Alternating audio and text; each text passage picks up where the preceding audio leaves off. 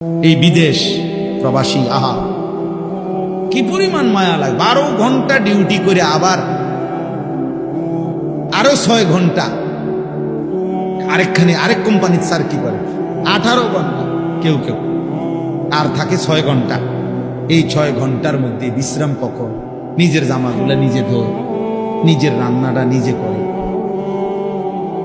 প্রবাসীগুলো বিদেশে থাকে যে, আমি তো সৌদি আরবে অনেক দূর দূর ছেলেদের কাছে গেছি, ওরা দম করে খুব মহব্বত করে। তাইলে এই নিজের রান্না নিজের, কত ছেলে যে বিশ্বাস করো ভাইয়া কি পরিমাণ কান্দে, আল্লাহর কসম। এটা যদি আমি দেখাইতে পারি, এখান থেকে এটা বিদেশ অনেক কষ্ট। এই কথাটা কইলে তুই বুঝদা না ভাইয়া, অনেক কষ্ট। এটা কইলে তুই বুঝদা না, এটা কইতে তো 1 মিনিট লাগছে, আর অনেক কষ্ট। বাস্তবতা হলো তার চাইতে অনেক বেশি কষ্ট।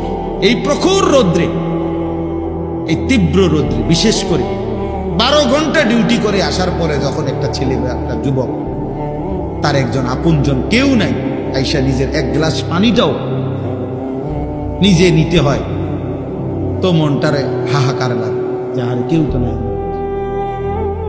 অথচ 28 বছর বিদেশ করতেছে। এক ছেলে দেখা হইলো লাস্টের দিকে, ওই আমার দেখে জড়াই ধরে কাঁদতেছে। আমি বললাম, বাবা তুমি আজ কতদিন হয়েছে আইছো?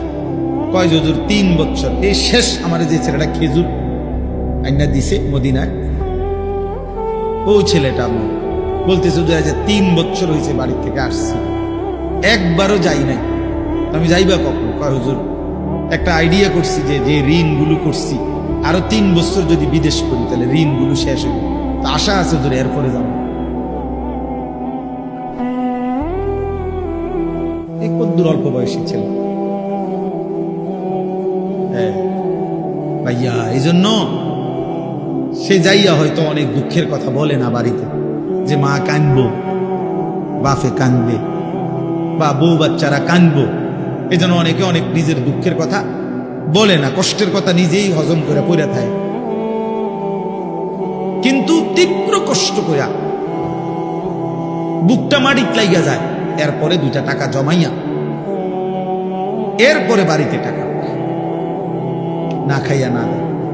এই কখনো একটা দোকান থেকে একটা বার্গার, কখনো একটা 1 টুকরা মুরগি, একটা কিছু খাইয়া শুইয়া লাগে। ক্লান্তিতে আর ভাল লাগে না যে কিটা রাখবো, শরীরে আর কুলাইতেছে না, এতক্ষণ ডিউটি করে আইসি। আমি যেমন এই সারাদিন বয়ান করে রাত্রে 3টা 3:30টায় বাসায় যাই, ফজরের নামাজের পরে আমারে যদি কেউ একটা মানে এই টিস্যু বক্সটা যদি এনতিকে অনে নিয়ে যেতে হয়, আমার মাথা আসমান ভাই যাবে। মানে আমার আর কিচ্ছু শরীরে কুলায় না তখন, কথার কথা। তাহলে আমি আমার অভিজ্ঞতা থেকে বললাম। তো ওই ছেলেটাও তো এরকম 12টা ঘন্টা ডিউটি করে আইসা সে যখন তার রুমে আসে, তার শরীরে আর 1 বিন্দু এনার্জি থাকে না। এই জন্য দোস্ত আমার, বন্ধু আমার, স্বার্থপর বড় দুনিয়া, যে দুনিয়া কষ্টই করা যায় কিন্তু চাহিদা পূরণ হয় না। চাহিদা পূরণ।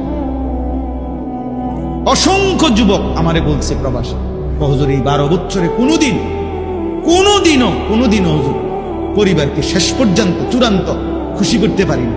মাও নারাজ, বাপও নারাজ, বউ বাচ্চাও নারাজ। 5,000 টাকা দিলে কয়তে একটা বিদেশ করে, তে বুঝি তার হাতে কেমনে 5,000 টাকা, তে বুঝি পারল না 10,000 টাকা দিত।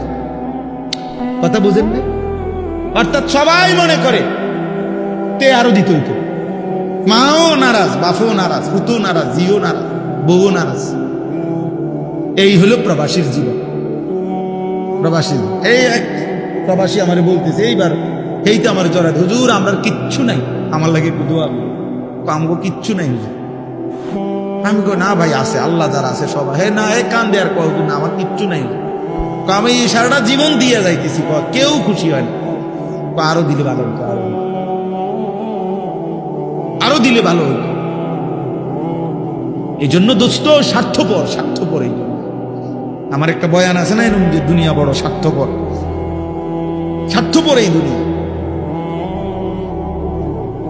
এই জন্য ভাইয়া শুধু দুনিয়া নিয়ে পড়ে থেকো না।